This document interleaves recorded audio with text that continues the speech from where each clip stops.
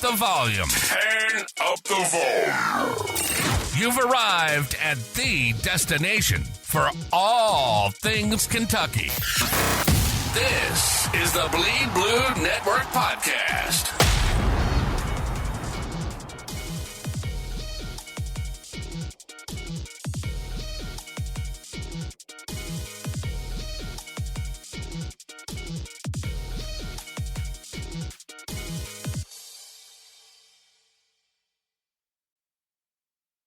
Hey BBN, welcome back to another episode of BBN Ladies Unleashed. This is your host Salena. I'm here with Heather tonight and Michele. How you guys doing?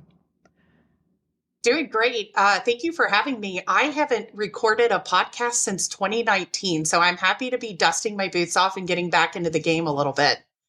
I am so happy you're joining me. You're part of that group of ladies that were like, yeah, I'll join, let's do it. So I'm happy that you're finally getting on the mic with me again. And we have Michele in here too. She's just chilling right now a little bit. And I'm doing well, and I haven't done a podcast since last Thursday. Well, we hope everyone's staying warm in this weather. We finally got a really good snowstorm in Kentucky this past week. And we have more coming in tomorrow, actually. So we're not getting a break from this at all. I know that they just canceled school for my twin daughters. So yeah, my kids it's going to be fun. I'm on. So I don't know if Michele probably knows this, but Salena, I'm from Northern Kentucky originally. I grew up in Kent County, graduated from Simon Kenton. I now live in Ohio because I married he's now retired police officer. And we're on like the east side of Cincinnati and Claremont County. So yeah, we're, I'm in the Eastgate area for reference. Okay. And we had 11 and a half inches of snow the first storm. And I think they're telling us we're going to get another 3 to 5 tomorrow. So we're very excited about digging out again. I'm a snow lover. If anyone has seen my tweets, they know this. I adore it. I hate the salt on the roads. Don't get me wrong. I hate that part of it. It gets gross. But snow is just very calming, very peaceful to me, and I love watching it fall. I love being out in it. But I know that there's a very, very unpopular opinion, so that is fine. I will own up to it. Not a big deal.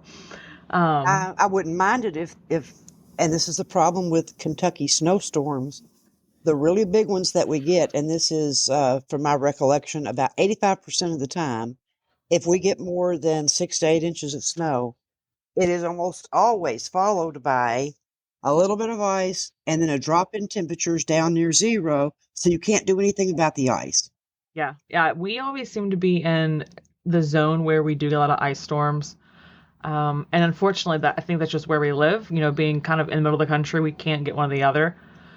And from this part, I think it's typically usually ice storms. That's what we get. We get like 2 inches of snow in an ice storm. We get really big ice storms and, no snow. But I don't think there's supposed to be any ice in the one coming tomorrow. It's not supposed to be as big either, but still, snow is still snow, and I'm still happy about it. So, not me, but that's okay. Yep, we're making another pot of chili in my house tomorrow, so we'll be ready. Well, I was telling Salena before we started recording, my landlord refuses to have our parking lot plowed. Oh no! So I cannot get out of my parking lot. People cannot get in. Now, I did have my daughter's boyfriend's grandfather. He came out today, parked on the street because he can't get into the parking lot. But at least we all went to the grocery store together because I was stocked up for a week, but not for 10 days.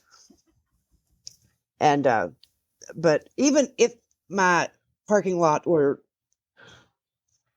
usable, there's so much ice in my car that my feeble little, and I'm pretty strong and I can't break through the ice. So I couldn't get in my car if I wanted to. So I'm over this and I'm ready for normal winter, 40 degrees. Give me 40 degrees. Is this a bad time to tell you ladies, I leave for Florida next week? My daughter is playing at the Wide World of Sports down in the Kissimmee, area around Disney World. And she's in a soccer tournament with her club soccer team.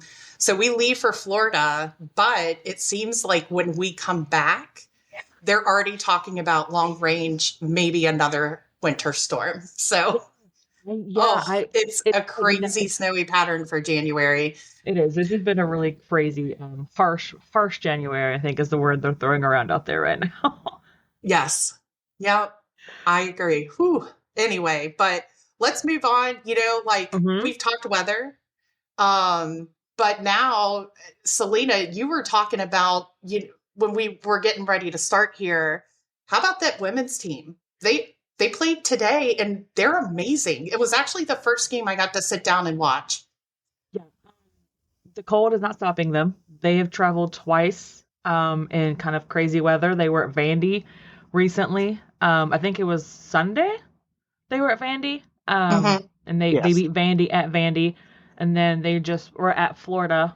Brooks has got them rolling. Like they are rolling right now. They're really good. Georgia Amore, ridiculous. Like she is so good. She's averaging, I think, almost 22 points of the last 5 or 6 games.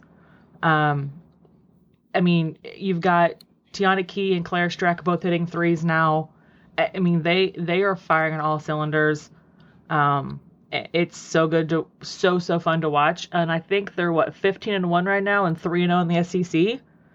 So, and here's a fun fact. Today's game took 1 hour and 31 minutes and 0 video reviews. Now we could contrast that to the men's game the other night, but just saying it is possible to play a basketball game in well under 2 hours. Well, we'll talk about that later. Okay, that's later on the show. Okay. Yeah, I just told you guys this was really the first game I've got to sit down and watch, beyond highlights. And the one thing I really loved about their offense is I feel like every player, it doesn't matter what 5 is out there, they're always looking up. They always see the open person. They're constantly moving the ball. There's no just standing around. There's no, just it's just a fluid motion, right? And I love it. And the other part I love too, which I know we're going to touch on the other side of with the men's team, is this team rebounds very well. Yes. I don't know what their stats were this game, but I would assume just doing an eyeball test that they out rebounded Florida today. I have them pulled up, so give me 1 second here. I do. I have them right here. Maybe. Well, they didn't. They were just, I think they're also averaging, wow, that was terrible. They're averaging 9 made threes a game. Actually, no, UK got out rebounded this game by 7. Really? They did. Yes, by 7. But they had 14 assists, 13 steals. That was where they made up for it. They shot 48% from the field goal, 29% from 3, and 41% on free throw. Oh, girl, that's terrible. What are we doing? But yeah, they had 13 steals to Florida's 4, and they only had 13 turnovers to Florida's 20. So what's interesting, Georgia Amore, for being such a fabulous shooter, she missed 3 of our free throws. Yeah, it's so unrealistic of her. It really is. But I mean, they still won. They look fantastic. They're so good. I love watching Tiana Key play. She's just comfortable. She just moves very fluidly on the court. She's one of those players. Yeah, I mean, they definitely have the makings to go pretty far in the tournament this year. I know that some other kind of talking heads have thrown out they could be a potential Final Four threat. Of course, we know March, it's crazy.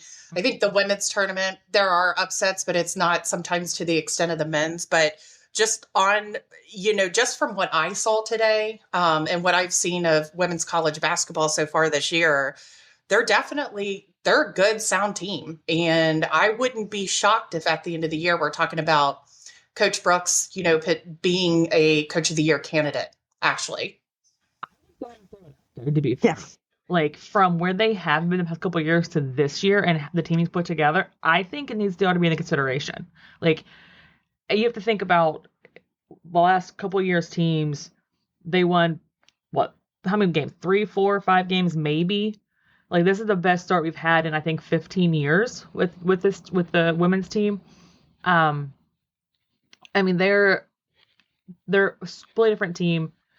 And I don't know if this is true, but I did see where he said that he was playing quote unquote vanilla or like low key during out of conference, and now that he's in conference, like he's kind of like switching things up and actually running his offense, and I think it has made a difference because they're scoring really high too. Like the roundabout game, it was 96-78. Like that's a pretty high score for a women's game. Like, I mean, let's be honest. So it is. And I was just going back and looking too, like their one loss was obviously against North Carolina on the road. You know, that night in particular, I mean, they still, like, Georgia Amore didn't have her best game, but I mean, it's hard. It was a good road test for them. And I think that now that they're in conference play, which we all know is different, they'll be able to go out maybe and continue just to do what they do, which is play this like fluid offense. And, you know, they're shooting pretty decent, which I guess today on paper, that was an okay game. But, you know, I'm impressed with the turnaround because, you know, it's year one. I know Coach Brooks, his history speaks for itself, right? You know, he's a great coach, but just the turnaround and him having to kind of bring some people together, put a team together. And you could really say the same about Coach Pope too. It's just amazing what we have seen. And I really like this women's team. I definitely want to try to catch a game in person. And hopefully we'll make it to Lexington to do that. Yeah, no, I agree. And not only is this team good, but he's also bringing in really, really highly rated recruits as well. I know one of the girls that he committed to Kentucky to play for him, she just scored 51 points in a game. Like, ridiculous. So it's not just him bringing in the players that he had at Virginia Tech or like transfers either. He's getting it done on the recruiting trail. And I think that speaks volumes too, because he's building a program, right? Like he's not just he's building the program to how he wants it to be. I am very excited to keep watching them. They do play at home this Sunday at 3 against Auburn. So they will be in the historic Memorial Coliseum Sunday, January 12th at 3 p.m. So totally well, not totally unrelated, but mostly unrelated. Because I've done a little digging and I've never found any kind of official announcement that Memorial Coliseum was renamed Historic Memorial Coliseum. So I'm just going by what everyone says. Ever since the renovation, and yes, a long overdue one. I mean, has anybody else ever heard that they made this an official name change? But everybody, I mean, all the media, Historic Memorial Coliseum, and they're always with the HMC. And I got no problem. Why didn't you make a big deal and tell everybody this is the new name? Right. I don't know. I mean, it sounds cool, I guess. I don't know. Like, it's just one of those strange things that's kind of bugged me all year. I mean, it probably shouldn't bug me, but you know, there's a lot of things that bug me that probably shouldn't. So it's kind of probably, I think it's one of those things that it would, you know, it was just kind of sent out into the universe and it became a thing with everybody. I haven't seen anything official that's what it is, you know, officially, I guess, called now. In that capacity, but at any rate, yeah, I mean, it's what made it more noticeable. It was one thing if you hear somebody on a broadcast, you know, here we are at Historic Memorial Coliseum. Historic is an adjective. When people would go Historic Memorial Coliseum in writing, and historic was not capitalized. Again, it's an adjective. But now it's capital H Historic Memorial Coliseum, which now indicates that's the official name. And I'm just going to get some of my feelers out and find out if they really made that the new name and why didn't they tell us? Work your magic, Michele. Work your magic. I know people. I do. You know people. All right. So obviously the women are rolling right now, right? They're doing the thing. The men's program. I love our boys. I love Pope. let's start the Florida game. What were your thoughts against the Florida game?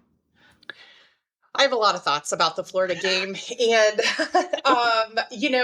I'll start with the obvious, which the officiating was horrible. I mean, I think every person, even national talking heads that I saw tweet or, post anything, it was just how bad the officiating is. And what's interesting is it's not just in men's college basketball. Like, it was bad in the NFL. It's bad, it's like bad across the board. I don't know what's happening anymore. I tell my son, in fact, all the time, because he's now starting to referee. And he just did a JV girls basketball game tonight, high school basketball game. And I'm like, don't be one of those refs that make just like this horrendous call, Chris, and that you're getting yelled at. I don't want to hear about it on Facebook or talk about how bad the refs were for a game. And he's like, Mom, I'm fine. I know what I'm doing. But no, I mean, the reffing was bad. We could go on ad nauseum about the bad calls, the flops, the stuff that went down during the Georgia game. But we need to touch on an important kind of weak point of this team, and this did concern me a little bit going into conference play. We need guys to get tough. We need guys to play through physical contact, to shoot through physical contact, because when people start knocking them off the ball and getting away with it, it completely throws their game plan. And these guys start playing one-on-one versus as a team, which is not how Pope's system is designed to be. And they're going to face some very physical, tough teams. At Mississippi State, who they play Saturday. Oh, yeah. They're a tough team, and they have a tendency, this was a quote from Mississippi State's coach.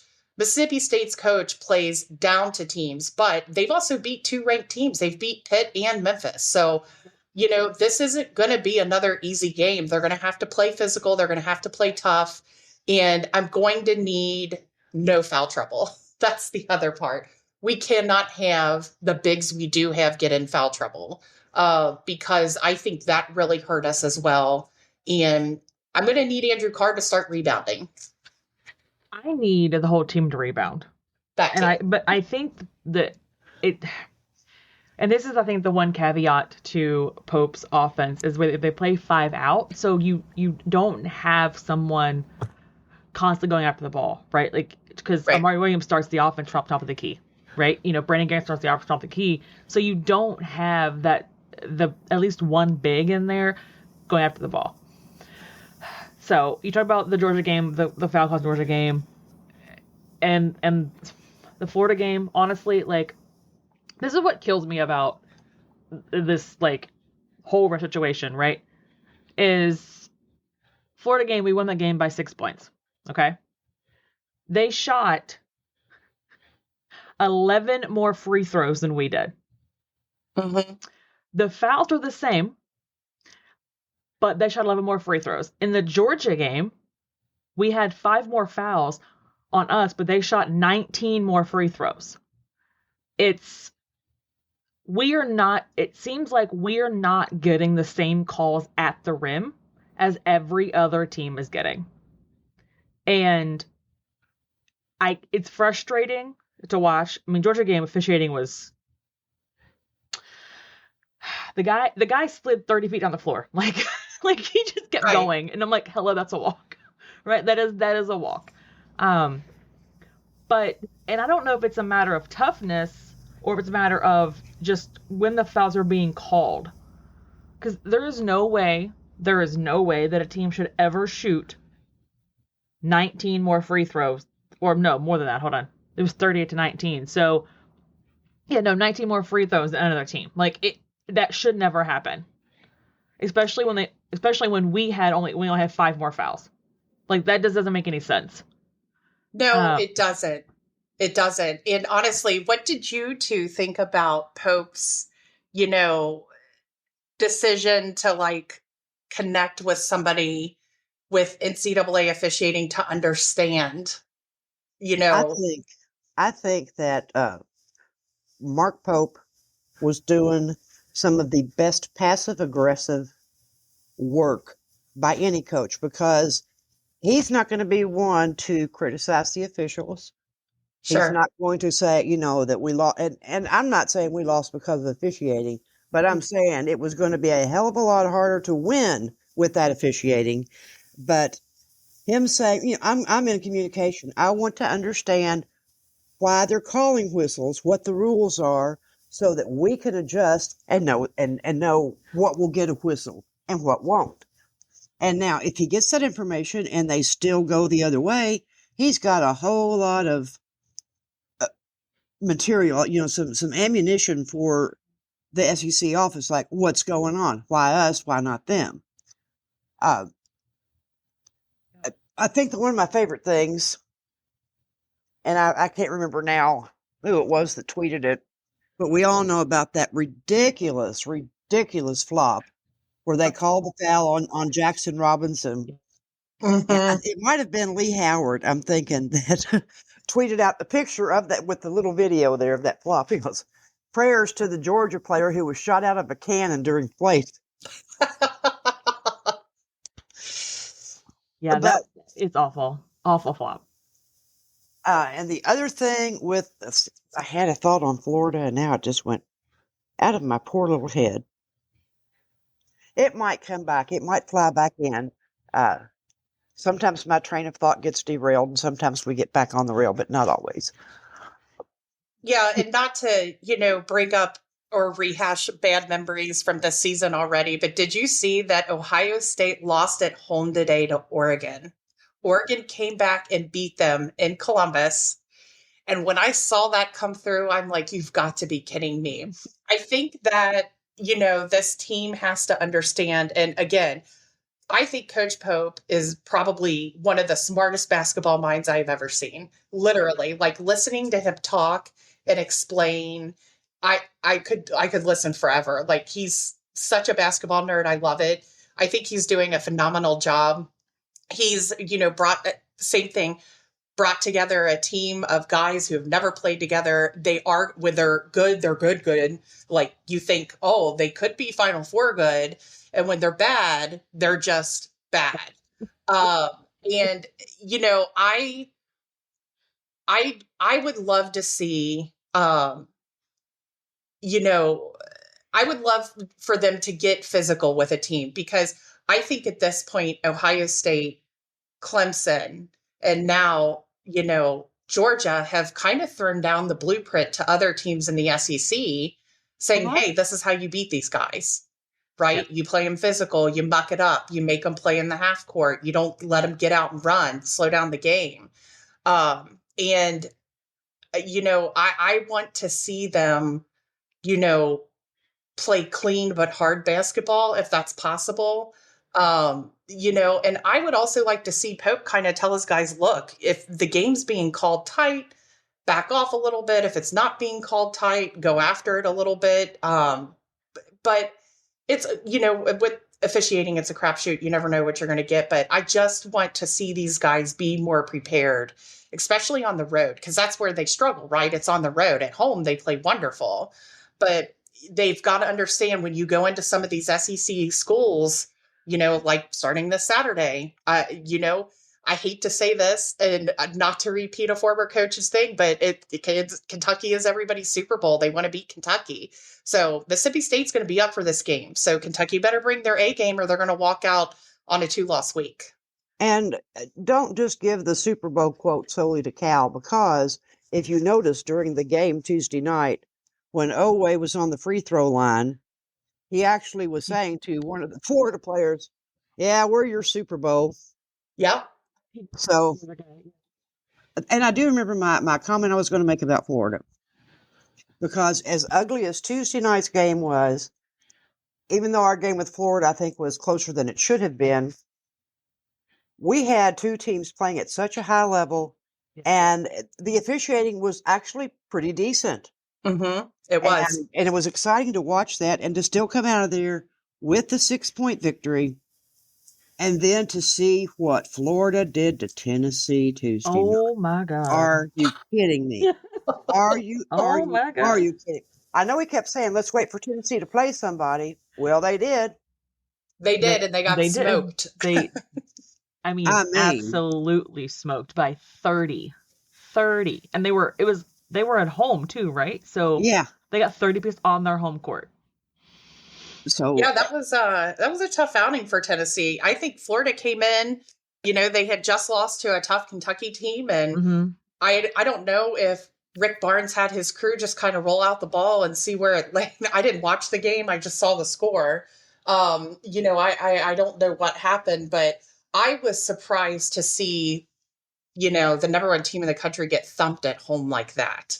And when you see scores like that from, some of these top level teams, it makes you pause because, if they can get thumped at home, what are they going to look like in March too? Like I always look for those gaps. So I don't know. I think for me right now, if I had to pick the best team in the country, it's probably going to be Auburn. Yeah, I agree.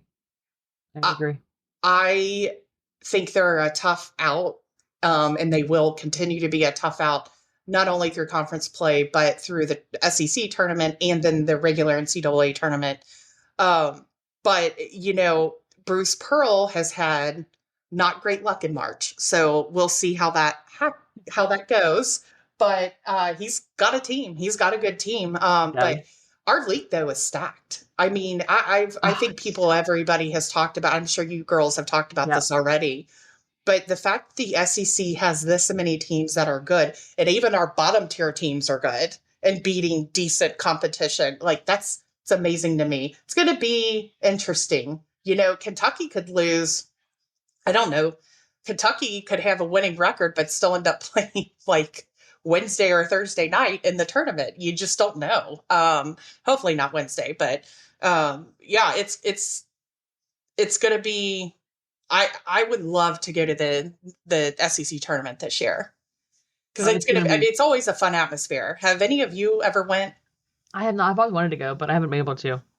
Yeah, it's so much fun. And my husband and I actually used to go every year. And then we kind of quit going because our kids got older and they were more active in sports and we couldn't go every year. But I would love to go this year. I think there's nothing better for an SEC tournament in Nashville than an excited Kentucky fan base because people go in droves, even if they don't have a ticket, and they spend money. So, I think the SEC tournament is probably going to be one of the better ones we've had this year. This league is ridiculous. But I will say though, now that league play has started, you are started to see some of that separation though, right? From the top, middle, bottom. You're starting to see, even though the league did so in December, right? Super good, but you are starting to see the separation, as far as talent level wise or playing ability or team, as league play started. I think South Carolina lost, by I think 30 to Mississippi State, almost 30 to Mississippi State. So yeah, there's definitely a gap there that you're seeing now. No, I agree. Auburn's probably the best team in the nation. They have been good all year. They keep proving that they are good all year. And like you, Heather, this team, Kentucky has to learn how to play on the road. I don't know if it's the crowd, right? I don't know what happens, but when they're away from home, it's okay, minus the Duke game and say the Gonzaga game. That those were different. They won those games, but those were quote unquote neutral sites, right? But Clemson kicked our butts at home.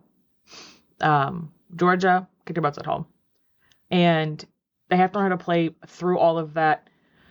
Another common denominator in their losses is their assist numbers have went way down in their losses. They stopped passing the ball as much.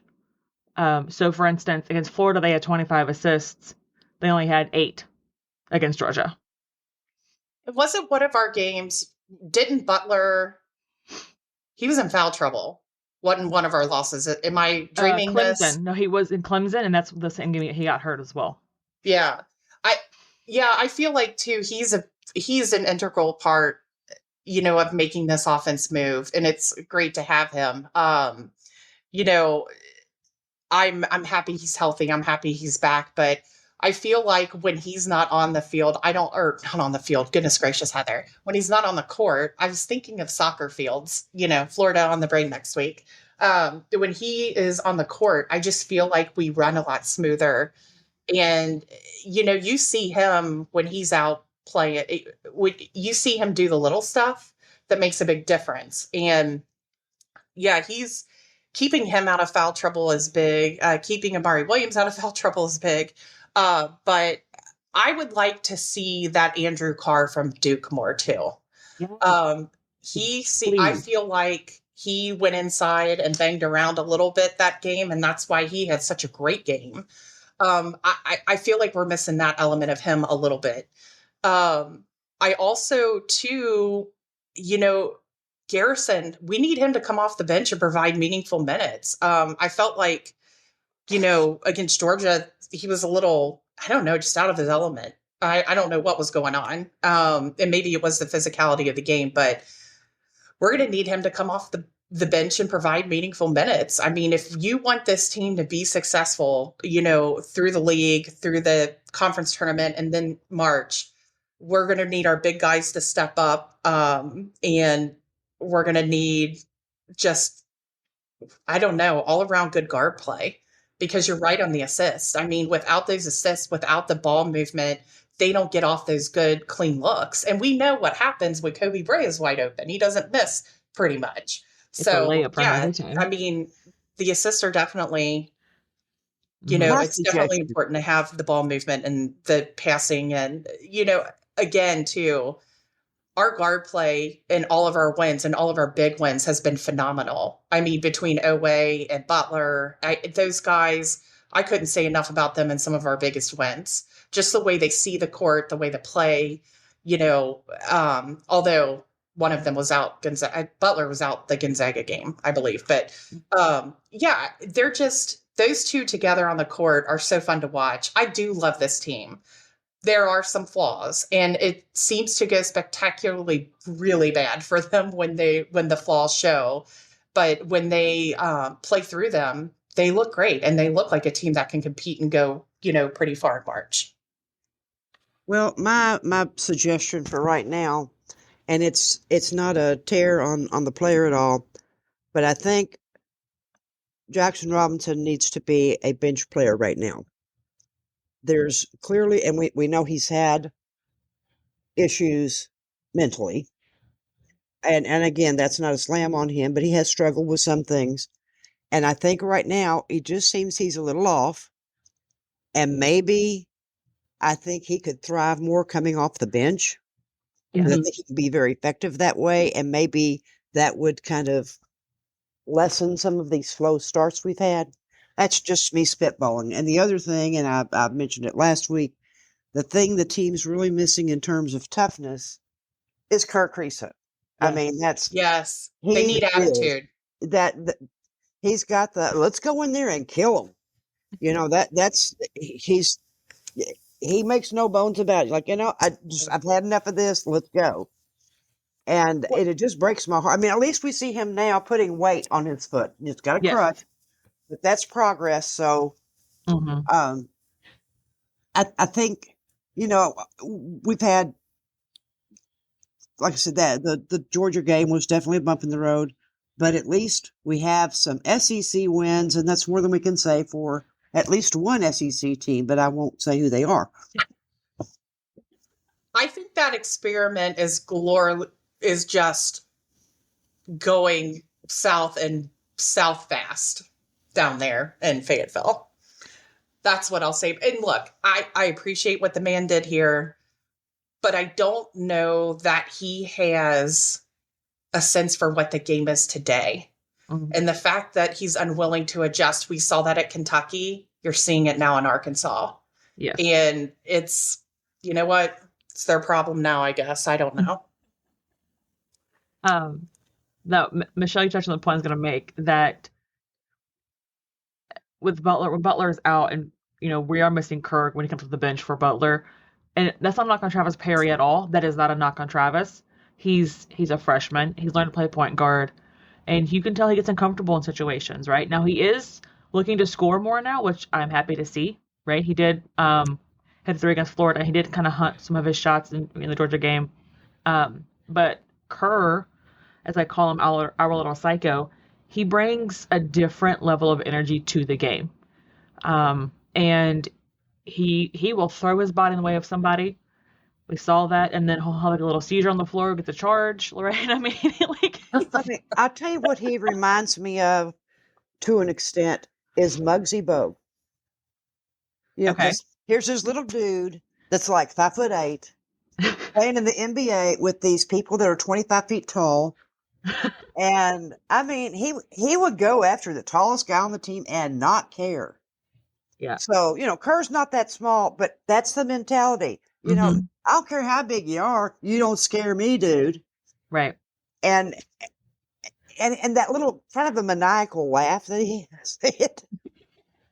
There's just something about that edge of crazy that it puts a different tone on the entire team. And I know he's trying to get that from the bench, trying to communicate that, but it's just not quite getting there. But it's different when you're on the bench than on the court with the guys. If we can get through till his return without too much damage.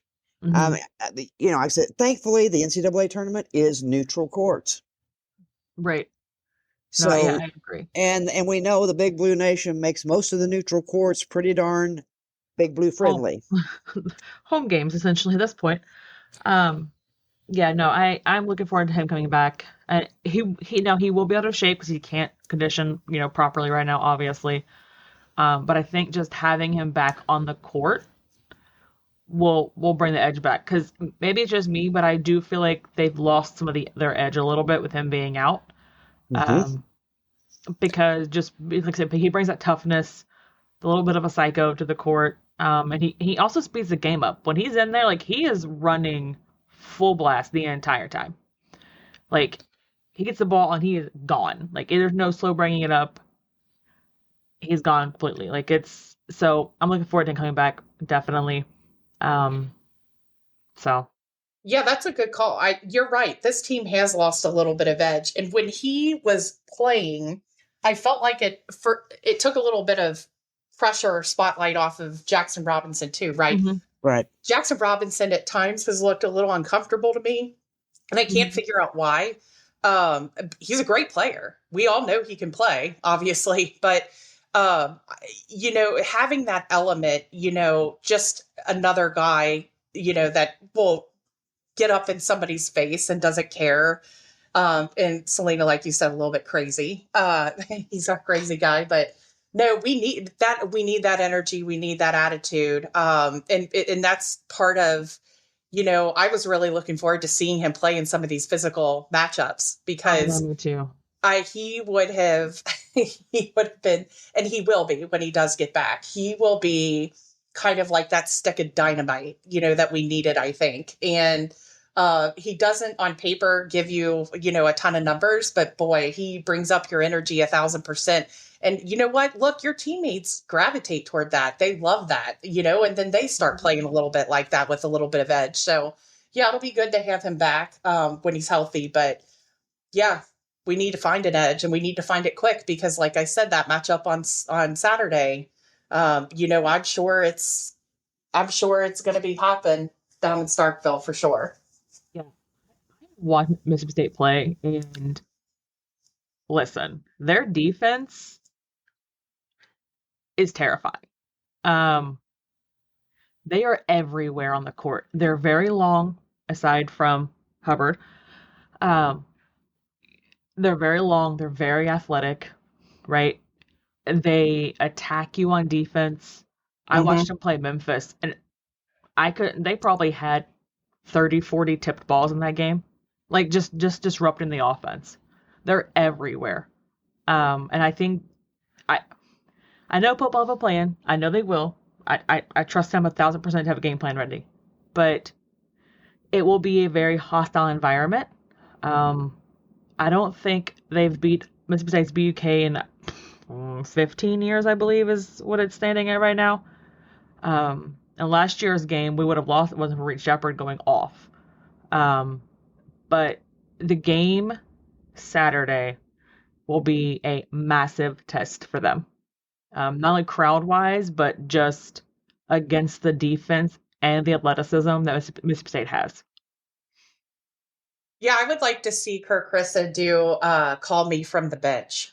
The DeMarcus Cousins Call Me From the Bench, right? Yeah, because it's going to be wild. It's always wild down there. I feel like every time Kentucky goes to Starkville, their fans bring it. They have like a whiteout or something. It's always something. And I'm sure, I don't know if they have anything planned this week, and I haven't seen that, but it's always a tough environment down there, and they're going to be jacked up. But what I do love about this team, one positive, because we've talked a little bit about what they need to correct, is that typically after a loss, they seem to bounce back pretty well. So let's hope that happens, in a couple days. I will say one of my favorite memories of Mississippi State, and this would have been about, I'm pretty sure it was in the Cal era, so 10, 11 years ago, and we had a road game in Starkville, and they had an ice storm. Mm-hmm. Now, we know the South doesn't deal with ice storms really well. No. But the greatest thing when that game came on TV was there were more UK fans in the arena than Mississippi State fans. We traveled how many hours, ice storm and all, and got there, and they couldn't even get people on campus there. So crazy, Michele. We know this. Yeah, well, crazy in some ways, and at least basketball smart in others. But that's kind of to my rant. But anyhow, yeah, kind of off topic, but a little related. One of my favorite memories from the SEC tournament was Cal's first year. My husband and I went down to the tournament in Nashville, and we were sitting in Tootsie's on Thursday night, and I saw a Kentucky fan. You know how they have the bands have like tip jars that they pass around, right? I saw a Kentucky fan, clearly old money, sweater vest, leather loafers, khakis, Yes.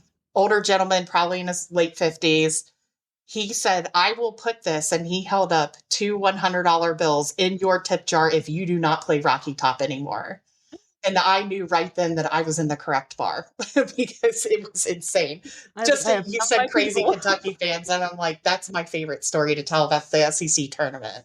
Yeah, and you know what? That band, the rest of the time they were on stage in Tootsie's, they did not play Rocky Top. Those are my people. All right, it is time to make our score predictions and MVP picks for the game against Mississippi State. So, Michele, why don't you go first? Well, as Heather correctly noted, we do bounce back from losses, and Coach Pope seems to know exactly what we need to focus on. I think we're getting the ball line defense okay. Let's focus on rebounding, please. Really, let's really focus on that.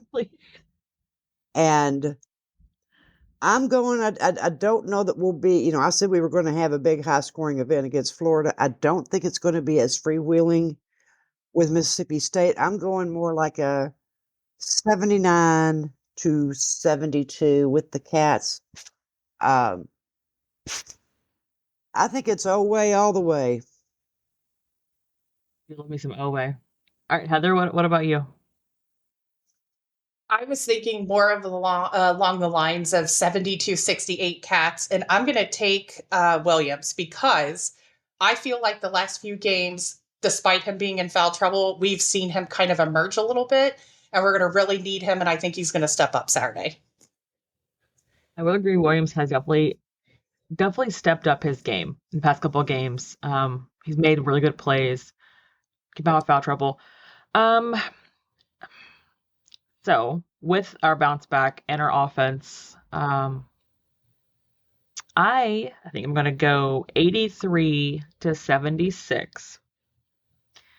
And I'm going to go with Carr as the MVP.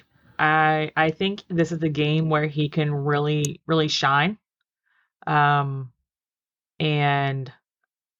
that is my pick for the game. So BBN, whenever this drops, we would like to hear your picks and MVPs for the game Saturday as well.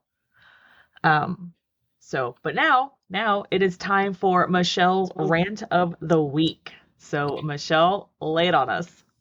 Yeah, and this started quite by accident because it just so happened that the first 2 times I recorded, I happened to have something I wanted to vent about. And, this week I had a lot of material. And I did. There was a lot of things. I could have talked about officiating. I could have, but I'm not going to. I could talk about people and their poor planning for shopping for snowstorms, but I won't because it won't matter. They're still going to be stupid come the next storm. But I will talk about, and this is something that should go without saying, but clearly it can't because here I am saying it. Let us say you are an unranked team, and a top 10 team comes into your home, and you play a tough game. You get a little assist from the guys in the stripes. Okay, whatever. But you ultimately upset the top 10 team. Okay, that happens. The last thing your fans should be doing is sitting in the stands screaming, overrated. Let's think about this because, the math ain't mathin'. All right. If you say that they're overrated, what you have just done, in essence, is totally devalue the victory your team fought so hard to get. You're saying, no, they weren't really a top 10 team. Oh, so is that how come you beat them? I mean, if you want to impress me, start screaming about your team underrated. Now that would make sense. You weren't ranked high, and people undervalued you, and look at what you did. You just stay out a top 10 team. Well, yes, you were underrated. We weren't overrated. That is just mind-numbingly stupid.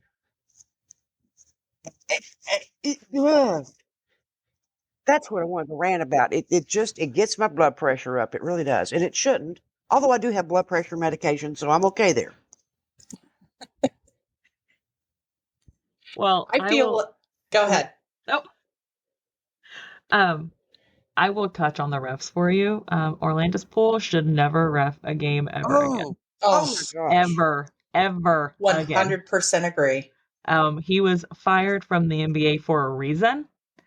And the fact that the NCAA was like, sure, we'll cover it for us, is a travesty. That man's record with reffing UK games and all the correlations, it needs to be investigated at some point, some shape and time. It's ridiculous. And again, he should never ref a basketball game ever again at any level. Ever. Don't even let him have a whistle anymore. He's lost privileges to own a freaking whistle at this point. And if I may, has nothing to do with any of that, but it's a little poem I came across today, and I think it's very fitting, given that we are 9 days into January, and the next 7 aren't looking very good either. Here we go. 30 days has September, April, June, and November. Unless a leap year is its fate, February has 28. All the rest have 3 days more, except January, which has 6,184. I like it. Real quickly, one thing I do want to touch on quickly, everybody has seen what is going on in California right now. Keep those people in your thoughts and prayers. Everybody thinks, it's all these rich people losing their homes. There's also a lot of not rich people losing their homes. I watched an interview today, and I forget where it was, where a woman and her husband had spent 26 years in this home. They had sunk everything, life savings, everything to recently renovate it. They were going to grow old there. They were getting ready to retire, and now they've lost everything. When you see stories like that, it puts a human face beyond the whole generalization that it's all these rich people, right? And I saw that story and it broke my heart because I could not imagine what somebody like that family is going through right now. Just using, that was like kind of their retirement plan, and now it's gone. And I've been following everything that's going on out there. My aunt actually almost lost her home a few years ago in Oregon to a wildfire. A river stopped it from coming into her town. But, just everybody pray for those people. This is going to probably be the costliest disaster ever seen in the United States by the time it's done. Yeah. And to more personalize that, if you're familiar with John Huang, who he's a member of the media and he's also written several books. A good friend of mine, his daughter lives out there, so he's kind of keeping a close eye. She has not yet had to evacuate, but she has sent pictures from the top of the condo building where she lives. And as he has sent updated pictures, you see the fire line getting closer, and it's just horrific for everybody involved. Absolutely horrific. It really is. It's awful. And I mean, you watch on TV and you just, it's helpless, right? It's like a helpless situation because they're struggling to fight anything, right? The wind is going bonkers out there. Mm-hmm. And there's not just one fire, there's multiple fires happening at different parts of the area. It's very sombering to just kind of see that happening. It's crazy. Like the start of this year has been chaos, I feel like, and I'm like, come on now. It's only January. Can we stop? It's January 9th. Like, what are we doing? Exactly. Right. But yeah, so again, people in California and everyone affected by the fires and other things going on, you are not thoughts and prayers. But we are going to end the podcast there. We have made our predictions. We think the cats are going to win because, as always, cats by 90. And BB, we want to hear your predictions. And Michele and Heather, thank you again for joining me today on the podcast. And I'll have to do it again sometime. Sounds good. Go Cats. Go Cats and go Krogering. Thanks for joining us on another episode of the Bleed Blue Network podcast. We hope you enjoyed diving deep into the world of Kentucky sports with us. Don't forget to stay connected by following us on Twitter at BleedBNation. Your feedback means the world to us. So take a moment to leave a review. Not only does it help us improve, but it also helps others discover the show. Until next time, keep cheering, keep listening, and keep bleeding blue.